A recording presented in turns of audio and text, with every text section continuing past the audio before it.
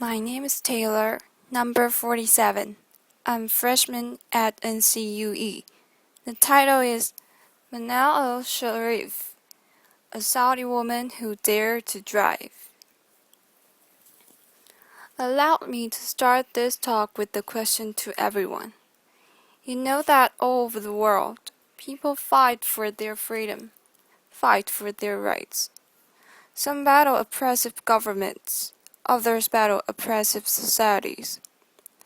Which battle do you think is harder? Allow me to try to answer this question in a few coming minutes.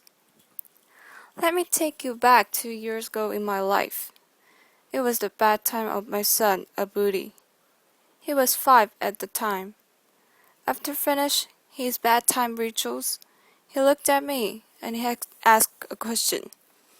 Mommy, are we bad people? I was shocked. Why do you say such things, Abudi? Earlier that day, I noticed some bruises on his face when he came from school. He wouldn't tell me what happened, but now he was ready to tell. 2 boys hit me today in school. They told me. We saw your mom on Facebook. You and your mom should be put in jail. I've never been afraid to tell Abudi anything. I've been always a proud woman of my achievements. But those questioning eyes of my son were my moment of truth, when it all came together. You see, I'm a Saudi woman who had been put in jail for driving a car in a country where women are not supposed to drive cars. Just for giving me his car keys, my own brother was detained twice, and was harassed to the point he had to quit his job as a geologist, leave the country with his wife and 2-year-old son. My father had to sit in a Friday sermon listening to an imam condemning women drivers and calling them prostitutes among tons of worshippers. Some of them are friends of family of my own father. I was faced with the organized defamation campaign in the local media combined with false rumors shared in family gatherings, in the streets and in school. It all hit me. It came into focus that those kids did not mean to be rude to my son. They were just influenced by the adults around them. And it wasn't about me. And it wasn't a punishment for taking the wheel and driving a few miles. It was a punishment for daring to challenge the society's rules. But my story goes beyond this moment of truth of mine. Allow me to give you a briefing about my story. It was May 2011, and I was complaining to work colleague about the harassment I had to face trying to find a ride back home. Although I have a car and an international driver's license, as long as I've known, women in Saudi Arabia have been always complaining about the ban. But it's been 20 years since anyone tried to do anything about it, a whole generation ago. He broke the good and bad news in my face. But there is no law banning you from driving. I looked it up, and he was right. There wasn't an actual law in Saudi Arabia. It was just a custom and traditions that are enshrined in religious fatwas and imposed on women.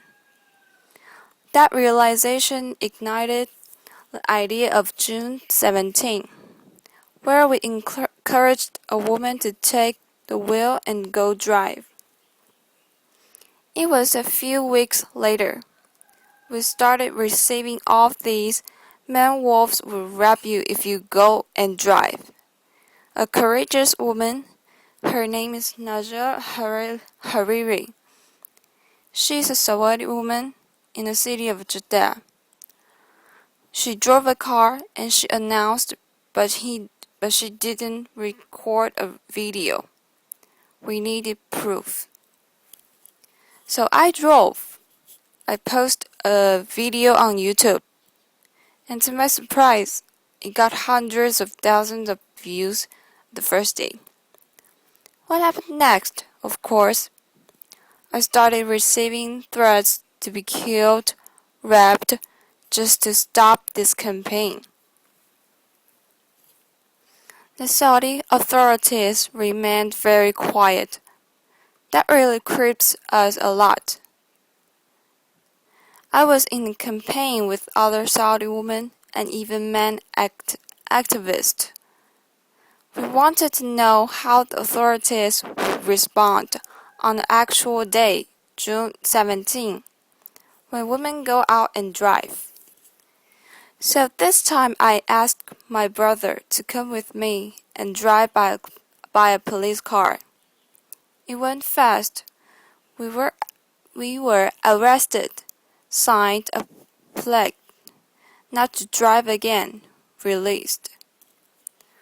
Arrested again, he was sent to the detention for 1 day, and I was sent to jail. I wasn't sure why I was sent there, because I didn't face any charges in the interrogation. But what I was sure of was my innocence. I didn't break a law, and I kept my abaya. It's a black cloak we wear in Saudi Arabia before we leave the house. And my fellow prisoners kept asking me to take it off. But I was so sure of my innocence. They kept saying, "No, I'm leaving today." Outside the jail, the whole country went into a frenzy. Some attacking me badly, and others supportive, and even collecting signatures in a petition to be sent to the king to release me. I was released after 9 days. June 17 comes. The streets were packed with police cars and religious police cars. But some hundred-bred Saudi women broke the ban and drove that day. None were arrested. We broke the taboo. So I think by now, everyone knows that we can't drive, or women are not allowed to drive, in Saudi Arabia. But maybe few know why. Allow me to help you answer this question. There was this official study that was presented to a Shura Council. It is a consultative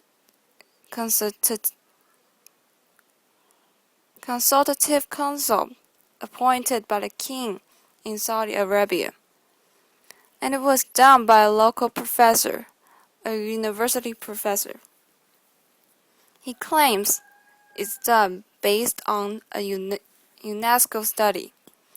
And the study states the percentage of rape, adultery, illegitimate children, even drug abuse, prostitution in countries where women drive is higher than countries where women don't drive.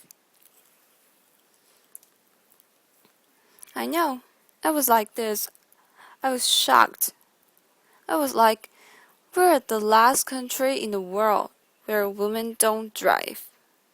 So if you looked at the map of the world, that only leaves 2 countries, Saudi Arabia and the other society is the rest of the world. We started a hashtag on Twitter mocking the study, and it made headlines around the world. BBC News, end of virginity if women drive, Saudi Caritas warns. And only then we realized It's so empowering to mock your oppressor. It stripped it away of its strongest weapon, fear. This system is based on ultra-conservative traditions and customs that deal with women as if they're inferior and they need a guardian to protect them. So they need to take permission from this guardian, whether verbal or written, all their lives.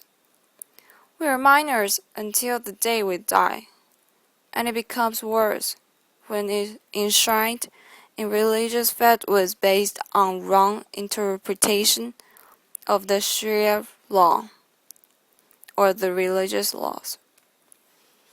What's worse, when they become codified as laws in the system, and when women themselves believe in their inferiority, and they even fight those who try to question these rules. So for me, it wasn't only about these attacks I had to face.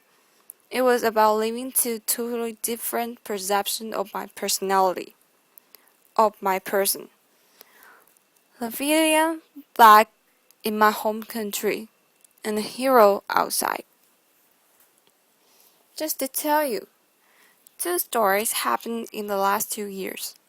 One of them is when I was in jail.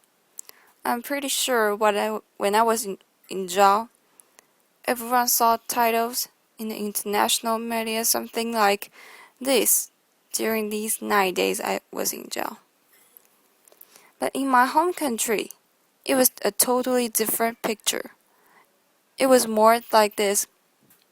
Manal al Sharif faces charges of disturbing public order and inciting women to drive. I know. Manal al Sharif withdraws from the campaign. It's okay. This is my favorite. Manal al Sharif breaks down and confesses foreign force inciting me. And it goes on, even trial and flogging me in public. So it's a totally different picture. I was asked last year to give the speech at the Oslo Freedom Forum. I was surrounded by this love and the support of people around me. And they looked at me as an inspiration. At the same time, I flew back to my home country. They hated that speech so much. The way they called it a betrayal to the Saudi country and the Saudi people. And they even started a hashtag called Also Traitor on Twitter. Some 10,000 tweets were written in that hashtag, while the opposite hashtag Also Hero, there was like a handful of tweets were written. They even started a poll. More than 13,000 voters answered this poll, whether they consider me a traitor or not after that speech. 90% said yes, she's a traitor. So it's these two totally different perceptions of my personality. For me, I'm a proud Saudi woman, and I do love my country. And because I love my country, I'm doing this. Because I believe a society will not be free if the women of that society are not free. Thank you. Thank you, thank you, thank you, thank you. Thank you. But you learn lessons from these things that happen to you. I learned to be always there. The first thing, I got out of jail. Of course, after I took a shower, I went online. I opened my Twitter account and my Facebook page. And I've been always very respectful to those people who are opening to me. I would listen to what they say, and I would never defend myself with words only. I would use actions. When they said I should withdraw from the campaign, I filed the first lawsuit against the General Directorate of Traffic Police for not issuing me a driver's license. There are a lot of people also very big support like those 3,000 people who signed me the petition to release me. We sent the petition to the Shura Council in favor of lifting the ban on Saudi women. And there was like 3,500 citizens who believed in that, and they signed that petition. There were people like that. I just showed some examples who are amazing, who are believing women's rights in Saudi Arabia and trying. And they are also facing a lot of hate because of speaking up and voicing their views. Saudi Arabia today is taking small steps toward enhancing women's rights. The Shura Council that's appointed by the king by the royal decree of King Abdullah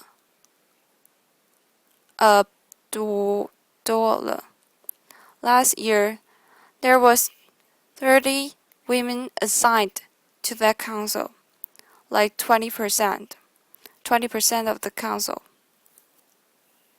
At the same time, finally, that council, after rejecting our petition 4 times for women driving, they finally accepted last February. After being sent to jail or sentenced lashing or sent to trial, the spokesperson of the traffic police said, "We will only issue traffic violation for women drivers." The Grand Mufti, who is the head of the religious establishment in Saudi Arabia, he said, "It's not recommended for women to drive. It used to be a haram, forbidden, by the previous Grand Mufti." So for me, it's not about only these small steps. It's about women themselves. A friend once asked me, she said, "So when do you think this woman driving will happen?" I told her, only if women stop asking when and take action to make it now. So it's not only about the system. It's also about us women to drive our own life, I said. So I have no clue, really, how I became an activist. And I don't know how I became one now. But all I know and all I'm sure of, in the future, when someone asks me my story, I will say, I'm proud to be amongst those women who lifted the ban, fought the ban, and celebrated everyone's freedom. So the question I started my talk with, who do you think is more difficult to face? Oppressive governments or oppressive societies? I hope you find clues to answer that from my speech. Thank you, everyone. Thank you. Thank you.